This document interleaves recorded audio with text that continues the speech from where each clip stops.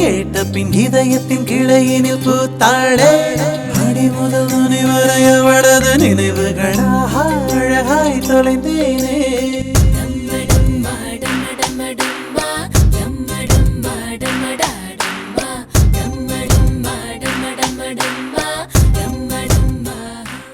Ayngaran TV நேயர்களுக்கு என்னுடைய வணக்கம்.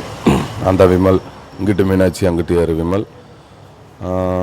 பசங்க படத்துக்கு அப்புறம் இப்போ இந்த களவாணிங்கிற படம் ரிலீஸ் ஆகிருக்கு, வெற்றிகரமாக ஓடிக்கிட்டு இருக்குது. ரொம்ப சந்தோஷமாக இருக்குது. இந்த படத்தோட இயக்குனர் வந்து சர்க்குணம், என்னுடைய நீண்டகால நண்பர். அவரோட சேர்ந்து இந்த படத்தில் பணியாற்றுறதுல ரொம்ப மகிழ்ச்சியாக இருக்குது. இந்த படத்தில் அறிவழகங்கிற ஒரு கேரக்டர் பண்ணியிருக்கேன். கேரக்டர் வந்து ரொம்ப நல்லா ரசித்து பண்ணக்கூடிய ஒரு கேரக்டராக இருந்தது. ரொம்ப என்ஜாய் பண்ணி பண்ணேன். பசங்க படத்தில் எப்படி மீனாட்சி சுந்தரம் கேரக்டர் ஒரு எல்லாருக்கும் பிடிச்சது, அதேமாதிரி இந்த களவாணி படத்தில் களவாணி அறிக்கைங்கிற கேரக்டர் உங்கள் எல்லாருக்குமே பிடிக்கும். களவாணி படத்தை பாருங்கள், என்ஜாய் பண்ணுங்கள். இந்த படத்தில் வந்து திருமுருகங்கிற ஒரு வில்லன் வந்து அறிமுகமாயிருக்கார். அவர் யாருன்னா அந்த படத்தோட கோ டைரக்டர் அவர் தான். அவர் வந்து என்னென்னா நடிக்கிற ஒரு இன்ட்ரெஸ்ட் இல்லை.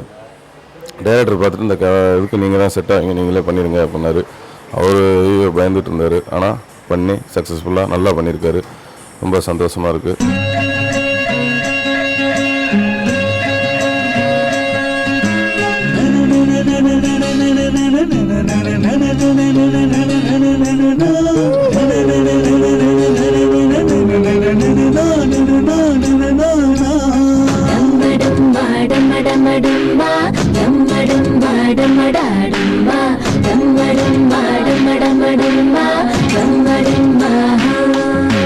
படத்தை தேட்டரில் போய் பாருங்கள். ஏன்னா நான்லாம் வந்து உங்களை நம்பி தான் வந்திருக்கேன். ஏன்னா எனக்கு யாருமே சினிமாவில் எனக்கு யாரும் கிடையாது. அதனால் நல்ல படமாக பண்ணுறேன், பாருங்கள், என்ஜாய் பண்ணுங்கள். யூகேல இருக்கிற எல்லா தமிழர்களுக்கும், அங்கே இருக்க எல்லா மக்களுக்கும் என்னுடைய பாராட்டுகள், நன்றிகள். எல்லோரும் போய் தேட்டரில் படத்தை பாருங்கள், என்ஜாய் பண்ணுங்கள், உங்களோட கருத்துக்களெல்லாம் சொல்லுங்கள். நன்றி, வணக்கம். எல்லாருக்கும் வணக்கம். என்னோடய பேர் ஓவியா. இந்த களவாணி மூவியில் மகேஸ்வரியாக நடிச்சிருக்காங்க. ஸோ நீங்கள் பார்த்துருக்கோம், மூவி பார்த்தவங்களுக்கு தெரியும். அந்த கேரக்டர் வந்து ரொம்ப நல்லா இருக்குது. ரொம்ப ஒரு ஹாம்லி கேரக்டர். ரொம்ப ஒரு என்ன சொல்லுது, எனக்கு இந்த மாதிரி ஒரு கேரக்டர் இனிமேல் வருமா, அப்படி கிடைக்குமான்னு கூட எனக்கு தெரியாது. ஸோ அவ்வளோ அளவுக்கு நல்லா இருக்குது அந்த கேரக்டர். அந்த direction, making, every thing. Script வேறு ரொம்ப பியூட்டிஃபுல்லாக பண்ணியிருக்காரு டிரெக்டர் சர்க்குணம் சார். ஸோ இப்போ இந்த மூவி ரொம்ப ஒரு பெரிய ஹிட்டாக மாறிடுச்சு. நாங்கள் எக்ஸ்பெக்ட் பண்ணியதுக்கு மீதே வந்து ஒரு ஹிட்டாக மாறி இருக்கு. ஸோ அதுக்கு நான் எப்படி என்னோடய ஹாப்பினஸ் எப்படி சொல்லணும்னு தெரியல. நான் ரொம்ப நல்லா இருக்கு. I feel so great now.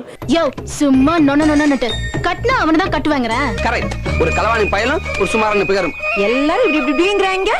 ஒன்றும் நடக்கல. நடத்தி காட்டவா பாக்குறியா? மூவியில் என்னோடய பாடி லாங்குவேஜ் கொஞ்சம் நல்லா இருக்குது, பரவாயில்ல, நல்லா இருக்குதுன்னு சொன்னாங்க. இது ஒரு ஹியூமர் மூவியில் ஹியூமர் ப்ளஸ் லவ் எல்லாமே இருக்குன்னு ஒரு மூவி தான். அதனால ஹியூமருக்கு ரொம்ப இம்பார்ட்டன்ஸ் இருக்குது. நானும் எனக்கு ஹியூமர்னால் நான் என்னோடய உயிர் தான். எனக்கு ரொம்ப நல்லா பிடிக்கும் ஹியூமர் பண்ணவங்களை, ஹியூமராக இருக்கவங்களெல்லாம் ரொம்ப பிடிக்கும். ஸோ என்னோடய கேரக்டர் கடைசியில் வந்து ஒரு சைட் அடிக்கணும் சீன் மாதிரி இருக்குது. கஞ்சா கருப்பை பார்த்து அது ரொம்ப கிளாப்ஸ் கிடச்சாச்சு. அது ஒரு கொஞ்சம் நல்லா இருந்ததுன்னு எல்லோரும் சொன்னாங்க. இந்த மூவி பார்த்து பிடிச்சி எல்லாருக்குமே எல்லாருக்குமே என்னோட நன்றி. அண்ட் நெக்ஸ்ட் மூவியில் வந்து ஐங்கரன்.com உங்கள்கிட்ட நான் பேசுகிறேன், நம்ம பார்க்குறேன். And thank you so much.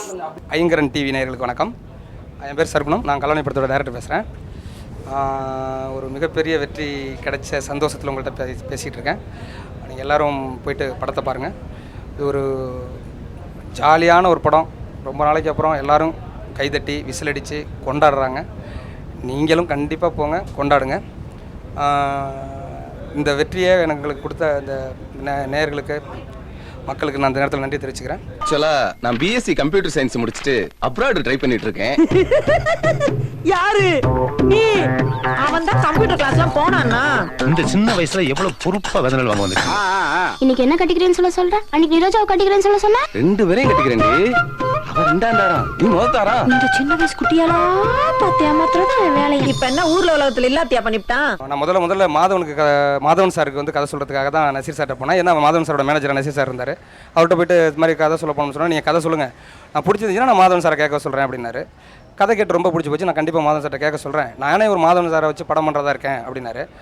நானே ஒரு படம் பண்ண போகிறேன். சரி, நீங்கள் படம் பண்ணுறதா இருந்தால் எனக்கு இன்னொரு கதை வச்சுருக்கேன், நீங்கள் வேணால் கேளுங்க சார், கலவாணின்னு ஒரு கதை அப்படின்னா கேட்டார். ரொம்ப பிடிச்சி போய் தான் அந்த கதையை ஆரம்பித்தார்.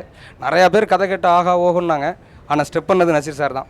அவருக்கு என்னோடய உண்மையான தேங்க்ஸ். நல்லா இருக்குன்னு சொல்கிறத விட அதை உடனே நடைமுறைப்படுத்துறது தான் பெரிய விஷயம். ஏன்னா நாங்கள் வந்து எங்களோட கற்பனையை மட்டும்தான் முதலீடு, அவங்க வந்து ஒரு பெரிய தொகையே முதலீடாக போடுறாங்க. அதனால் டோட்டல் ப்ரொடியூசர்ஸ் எல்லாருக்குமே என்னோட நன்றி. நான் சும்மாவே ஆடுவேன், சலங்கை வேற கட்டி விட்ட, கேட்கவா வேணும். நீங்க வேணா பாருங்க, அதெல்லாம் அவன் டாப்பா வருவான்.